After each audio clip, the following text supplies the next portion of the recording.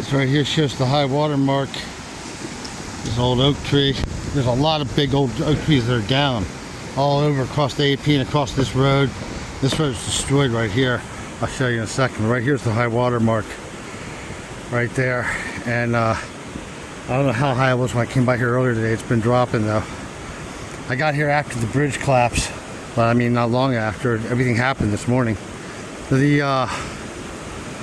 Yeah, so there's the oak tree. There's used to be a camp here. They didn't let people camp there anyways, even though it's legal. They come get you and arrest you. It's crazy, but they did, man. They did the people here. But anyways, it was perfectly legal. It even had a sign. You knew it was legal, but it didn't matter. Didn't matter. Just, yeah. So anyhow, the railroad bridge somehow survived. I mean, I didn't think it was going to, but it did. It's been under a lot of pressure. It's making a lot of noise. You could feel the booms from it up on the mountain when I was going over the AT. I was a couple hundred feet above it. But, yeah, the road's completely destroyed here. And I'm sure they're there. I'm sure up here, well, that part's all concrete. They raised it and then coated it in concrete. But I mean, there's an entire island, a big island with a house that's gone. So, you know, up all the camps up there, most of that's gone. Only the stuff that's really far back from the river is still there, and stayed, you know, pretty much out of the water. But, yeah, but even the road over there is wasted. So in that town up there, somehow I always forget what the hell it's called. I used to live right across from it on these 100 yards up there, from right up, you know, right up to the edge of what you can see here. I was right down there in my motorhome. I stayed there for a year with Nina.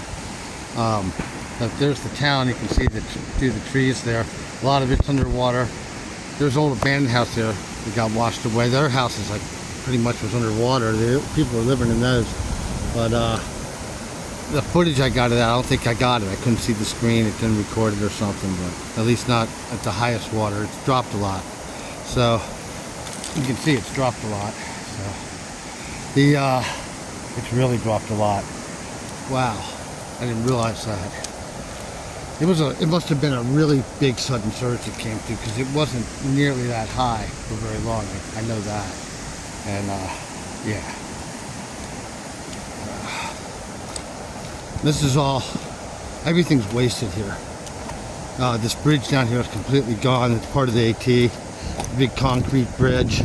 It was a modern bridge. It's gone, completely gone. And the, yeah, I-26 was completely underwater. It went under sometime late this morning, probably around 11 or something. I don't know. I can't remember now. I know when it did, pretty much, because I was right there where it went underwater. That's where I stayed. And I see people. I saw two big trucks go by, and they were in the height of the storm, man, this morning. And a lot of wind buffeting. They're going fast too, man. They had uncovered. But anyways, I gotta stop recording. But yeah. And they made it through, but then a little bit after that, there was just shit tons of sirens, non-stop, for like an hour. And then finally, I mean, it was right after those trucks went by too. And so then I saw people going over there and looking through the fence and looking down I-26. So I walked over to see what was going on from my van, and I was hoping it wasn't an injured animal or something. And I'm glad it wasn't, but yeah, I-26 was under a lot of water. I can't tell how much till I go back and see stuff, you know, but there's a helicopter over where the bridge is gone. It was under at least, like, I don't know, man. I mean, I couldn't tell. It was under a lot of water, more than I am tall, and it happened like almost instantly. So it happened within probably like a few minutes. All right, peace.